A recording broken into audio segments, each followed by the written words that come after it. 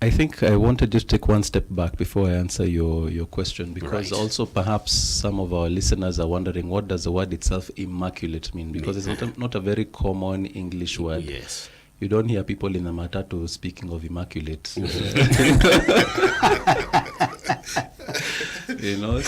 I thought maybe we could also take a step back and also just try and explain what the word itself means. And with this explanation, I think you'll see precisely what Patrick was also saying here. Right.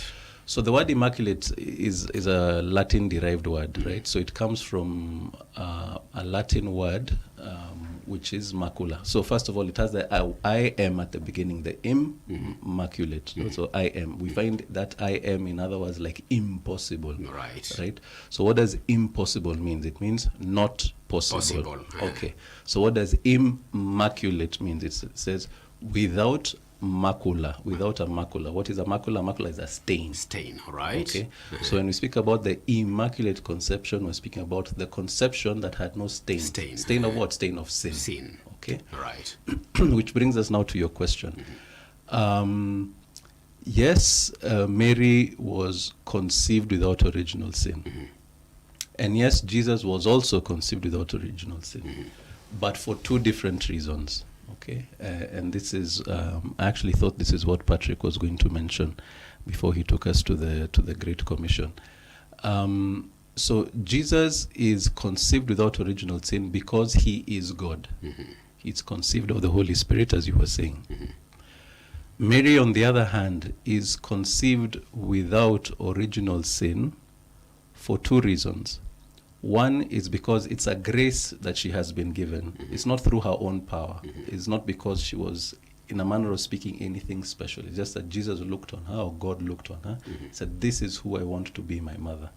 Okay?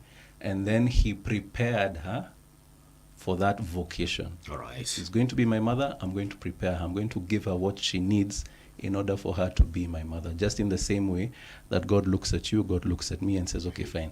This is a vocation that I want to give Bram. This is a vocation I want to give Patrick. Okay, now I'm going to give them the graces that they need in order to accomplish that mission that I have given to them. Okay. So Jesus is conceived without sin because he is God. Because he's God, he cannot have sin. He can have nothing to do with sin at all. But Mary is conceived without sin because of her vocation, of what she was meant to be. Right? Patrick here mentioned at the beginning about original sin. Original sin is something that all men have. St. Paul writes about this. I think it was in the letter to the Romans, I think. I don't know if I'm right. And he says that all have fallen and all have sinned and fallen short of the grace of God, in a sense, right? So I don't know, maybe you'll direct me a bit later and see if we want to go back and explain how is it that every human being is born with original sin. That is what we'll get later so on. That we can say Mary was preserved from that. Exactly. Okay. Yeah.